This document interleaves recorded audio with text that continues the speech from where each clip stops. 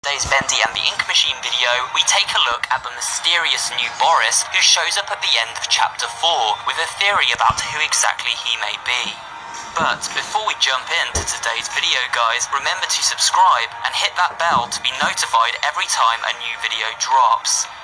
Previously I had put together a massive in-depth theory and analysis video which broke down the ending of Bendy Chapter 4, examining both versions of Alice Angel, their motives, and the characters who may have portrayed them, coming to the conclusion that Susie Campbell was bad Alice and Alison Pendle was good Alice, and that the Boris who showed up beside good Alice was likely handyman Wally Franks. I came to this conclusion based on the fact that not only had Wally featured heavily throughout audio logs in previous chapters, but the Boris clone in Chapter 3 had also exhibited many of Wally's character traits, leading me to believe this new Boris was the real Wally Franks. After all, he would have had knowledge of the ins and outs of both the studio and the ink machine itself, as well as general repair expertise. It's quite a coincidence this new Boris has a mechanical arm, presumably taken from the Bendy robot found within the research and development wing of Level S. Wally would likely have known how to fit such an arm, especially as he maintained machines and contraptions around the studio, probably assisting with the construction and upkeep of these robots as well. Wouldn't Wally Franks be the perfect worker to fit the description of this new Boris, as well as being the perfect ally to Henry and Alice, using all that insider knowledge of the ink machine and the studio layout to stop the ritual once and for all? Well, yes, and this theory seemed pretty solid. However, a proverbial wrench was thrown into the works. While working hard on my initial theory, it was discovered, unbeknownst to me, that this new Alice was indeed called Alison, and the new Boris was called Tom. Certain fans managed to extract these new character names from the Chapter 4 game files, so it seems my theory about the two Alices was indeed correct. But my theory about Boris being Wally Franks was incorrect, at least in part. More on that later. This new Boris is known instead as Tom, so which character does this now line up with? Why, Thomas Conor, of course. This is interesting, as Thomas Conor was also a handyman, helping to maintain the upkeep of the studio, just like Wally Franks. In fact, it seems Thomas may have been Wally's superior. Alright, let's go over this again. If the pressure goes over 45, I screw the safety bolt in tight, right? For the last time you do that, close the pipe in this place.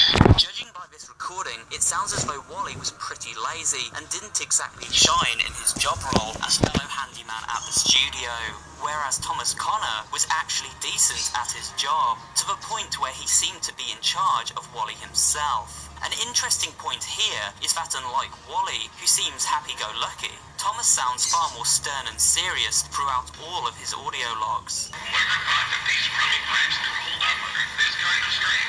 And I know something about pressure that I don't, or he's some kind of idiot. These people gotta lighten up. When looking at this new model of Boris, we can tell he seems to share Thomas Conor's mannerisms. His facial expression is both serious and stern, and the way he gestures with that pipe shows he means business. These should have been red flags in my original theory. The mannerisms of new Boris do indeed favour what we know about Thomas Conor far more than Wally Franks. So let's take a look a little deeper and explore everything we know about Thomas Conor. We know he was also a handyman at the studios. You can bet I won't be doing any more repair jobs for Mr. Joey Drew. And we know he was likely in a position of authority over Wally, the studio's other handyman. You know, this sounds harder to compare earwax to beeswax. Look, it's not that difficult. Just keep an eye on the gauge. We also know Thomas Conor was very serious, and this fed into how he conducted himself at work. He seems to be a cautious character as well, not taking any chances when it comes to keeping himself free of danger. If Mr. Joey Drew keeps cutting corners like this, someone's sure to end up falling to their death. And it sure ain't gonna be me. I'm taking the stand. Joey Drew did not see eye to eye, as Conor states the studio seems to be both dangerous, poorly maintained, and full of problems.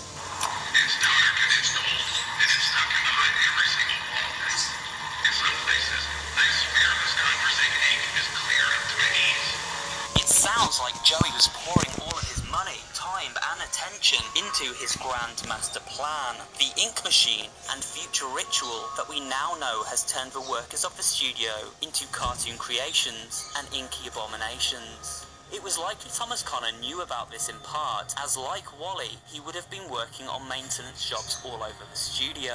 However, it seems unlikely he knew the true motives and intentions behind these strange and mysterious machine designs. Joey would not have shared his reasons for building such machines with workers such as Thomas and Wally. It seems Thomas Conor was not happy with the way things were going at the studio, but then somehow became a victim of the machine himself, transforming into a version of Boris the Wolf. He seems to have sustained an injury too, as he sports a mechanical arm. Maybe he tangled with the ink demon firsthand and lived to tell the tale. He does seem like quite a tough guy, after all. Okay, so if we have established this new version of Boris is Thomas Conor, where does that leave our original theory that Wally Franks was indeed a version of Boris himself? Well, I think this theory is actually pretty safe. In fact, it's only been reinforced by the revelation that the new Boris is Thomas Conor, both characters being handymen at the studio. In my previous theory, I explained that the Boris Henry encounters in Bendy Chapter 3 seems to share many of the mannerisms and character traits of fan favourite Wally Franks. From his scared demeanour,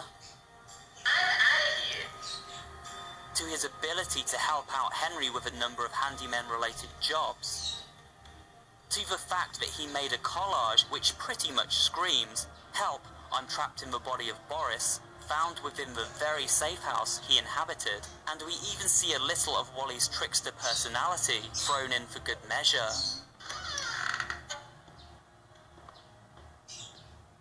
Boris, oh, you scared me to death. Everything pointed to the Boris in Chapter 3 indeed being Wally Franks. This Boris does indeed die at the end of Chapter 4. We can tell this by giving him the bone during Chapter 3, which then carries over to the Boris who attacks Henry during the finale of Chapter 4. So that would mean Henry met Wally in Chapter 3 as the first version of Boris, and then after being snatched away by Alice, was forced to take Wally down at the end of Chapter 4. Thomas Conor then showing up as the second version of Boris shortly after. So is this the final theory we should go with here? Maybe, but there is an alternative I'd like to present. The theory I mentioned assumes that Wally and Thomas were the only two repairmen who worked for Joey Drew Studios. But this was a massive place with a lot of machinery that would need constant maintenance. So it is likely they had an entire team of workers doing similar jobs, perhaps all working under the direction of Thomas Conor.